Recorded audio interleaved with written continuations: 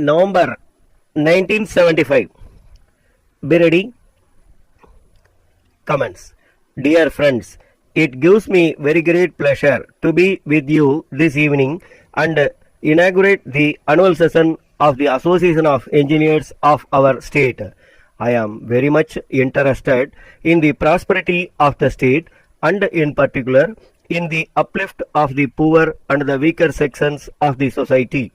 Our main object is to eradicate poverty and provide the basic necessities such as food, clothing and shelter. I am sure that no one will differ from these basic objectives of fair deal to the poor. To achieve this, our engineers and technical experts have to play a major role.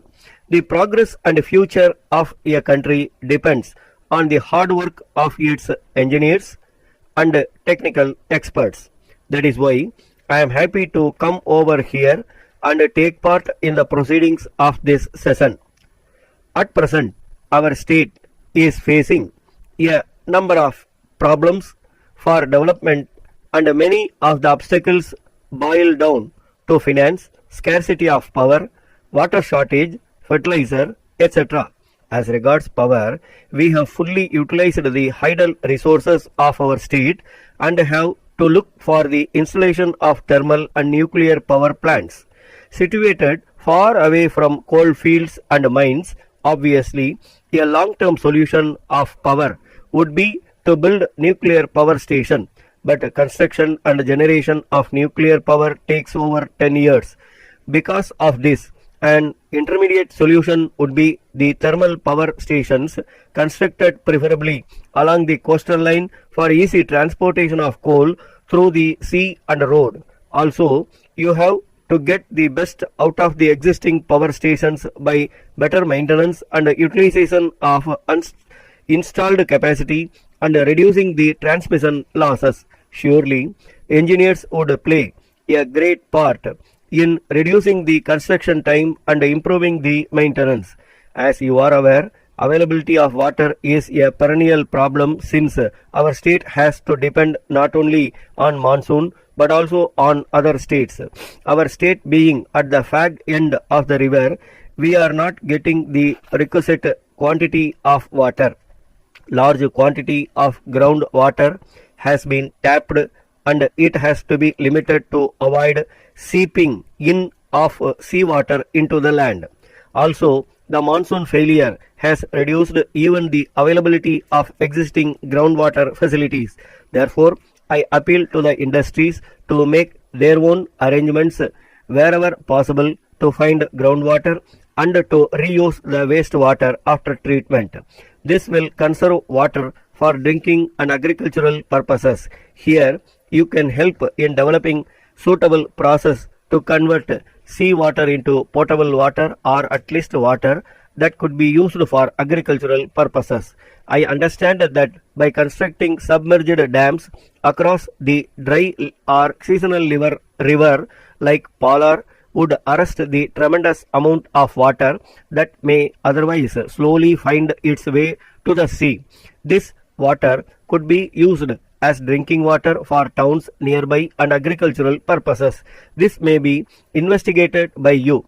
You could help the state for the construction of housing to the poor by evolving suitable methods which will bring down the construction cost. I am happy to note that there was a seminar in the morning on rural development. As you all agree, villages have to be developed with their resources to avoid migration to urban areas, thereby causing unemployment, inadequate accommodation and health hazards. People from Tamil Nadu had been to Indonesia and other eastern countries to build huge temples.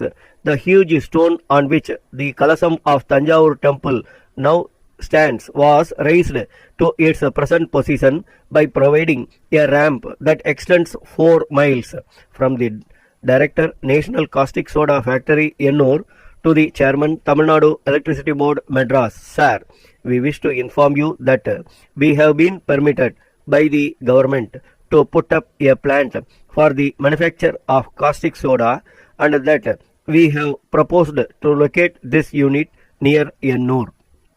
As you know, the manufacture of caustic soda is power intensive, where besides common salt, the major raw material is power.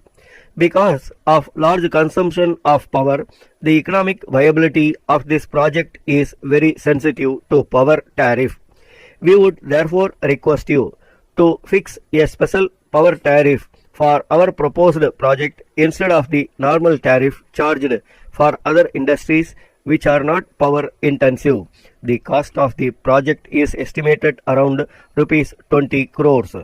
It is needless to mention that this project would have tremendous political or for observing unemployed people, but will result in the growth of many ancillary industries. As you are aware, power intensive industries all over India enjoy concessional tariff.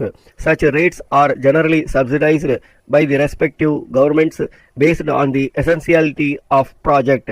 In order, therefore, that our proposed unit is not only competitive with other new units coming up in other parts of the country, but also be competitive with other units in the state, we request that a special tariff may please be considered for our project. Thanking you and with kind regards, yours faithfully. Stop.